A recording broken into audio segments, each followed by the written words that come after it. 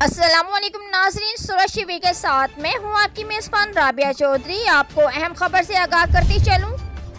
गुज्जरपुरा के इलाके में पुलिस गर्दी, पुलिस के शहरी के घर और दफ्तर पर गैर कानूनी छापे जारी। लाहौर पुलिस की छापों की फुटेज भी सामने आ गई। पुलिस की जानिब से छापे इमरान नामी शख्स के घर और दफ्तर पर मारे जा रहे हैं। इमरान प्रॉपर्टी का कारोबार करता है। बगैर किसी मकसद और वारंट के दफ्तर और घर में छापे मारे जा रहे हैं शहरी इमरान। पुलिस दफ्तर की तलाशी के दौरान कीमती सामान भी साथ ले गई शहरी इमरान।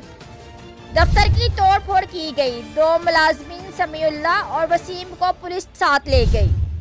कारोबारी रंजिश में पुलिस का इस्तेमाल किया जा रहा है ताकि मैं अपना कारोबार छोड़ जाऊं। शहरी इमरान सारा दिन ऑफिस में मौजूद होता हूं, लेकिन इस वक्त कभी कोई पुलिस नहीं आती। जो ही मैं ऑफिस से निकल कर जाता हूं तो किसी के कहने पर पुलिस की भारी नफरी आ जाती है।